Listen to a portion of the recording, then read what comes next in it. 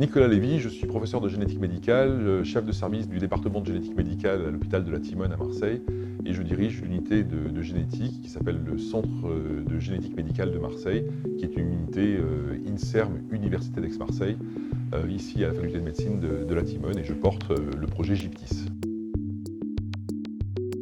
GIPTIS a vocation à devenir un des plus grands instituts dans le monde dédié à la prise en charge et à la recherche dans le domaine des maladies génétiques, et des maladies rares et des maladies génétiques rares en particulier. C'est un nouveau genre d'institut qui correspond à la fois à une ambition, à une philosophie. L'ambition, c'est d'apporter des traitements et de multiplier le nombre de traitements disponibles dans les 5 années qui viennent, dans les 10 années qui viennent, pour des traitements, pour des malades qui aujourd'hui n'y ont pas accès. C'est un institut qui va être basé effectivement sur des partenariats académiques industriels. C'est un institut qui va accueillir aussi bien des excellents médecins, d'excellents chercheurs du monde académique, mais aussi des unités industrielles, que ce soit des startups ou des unités de recherche et de développement d'entités pharmaceutiques qui s'intéressent aujourd'hui au développement de traitements dans le domaine des maladies génétiques rares. GIPTIS, c'est tous les chantiers simultanés. GIPTIS va être reflété par un bâtiment, mais qui va être l'objet, l'outil, mais il faut quand même s'occuper de le monter. Et GIPTIS, c'est avant tout une philosophie qui doit nous conduire à une ambition, et cette ambition, c'est de développer des traitements là où aujourd'hui il n'y en a pas. On estime que 95% des malades qui aujourd'hui sont atteints de maladies génétiques rares n'ont pas accès à un traitement spécifique. Donc les chantiers, ils sont évidemment des chantiers de soins, des chantiers de recherche.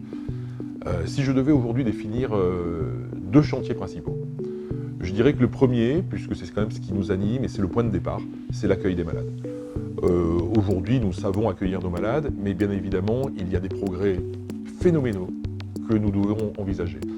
Et GIPTIS sera un lieu d'accueil des malades, sera un lieu qui permettra les consultations dans les meilleures conditions, sera un lieu qui permettra les annonces de diagnostic dans les meilleures conditions, qui permettra aussi la prise en charge des patients tout au long de leur parcours de santé.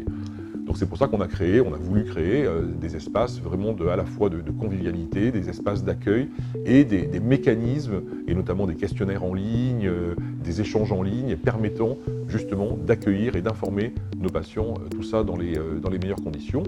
Ça concerne aussi bien les aspects des consultations ou de prise en charge génétique, que ceux qui sont liés à des disciplines d'organes, et je pense en particulier aux centres de référence maladies rares qui ont été créés dans le cadre des plans de santé publique, qui vont nous permettre d'accueillir des consultations spécifiques d'organes menées par l'ensemble des spécialistes qui sont aujourd'hui basés à Marseille, et en particulier sur le campus pédiatrique et adulte de l'hôpital de la Timone. Le deuxième chantier, j'ai envie de parler d'un chantier plus technologique, un chantier qui va nous conduire à acquérir des équipements de pointe. On sait qu'il y a eu des révolutions technologiques au cours des 10 dernières années. Une révolution notamment majeure a été la capacité que l'on avait à séquencer des quantités de gènes là où on ne l'avait pas il y a 10 ans, des quantités de gènes de façon simultanée, de réaliser ce qu'on appelle le séquençage du génome entier. Et là, ce sont des équipements qu'aujourd'hui nous sommes en passe d'acquérir. Mais le futur, c'est ce qui va nous permettre, par exemple, d'explorer des cellules à l'état unique. C'est ce qui va nous permettre aussi, puisque notre ambition est de développer du traitement, d'identifier extrêmement rapidement des molécules, soit des molécules déjà existantes, soit des molécules qu'il nous faut identifier comme des nouvelles molécules, de les identifier, de les valider comme étant des preuves de principe, c'est-à-dire des molécules ayant une efficacité sur des modèles, cellulaires ou non cellulaires, une efficacité et une non-toxicité ou une très très faible nuisibilité, et puis de les accompagner jusqu'à la possibilité qu'elles deviennent un traitement adapté pour nos malades.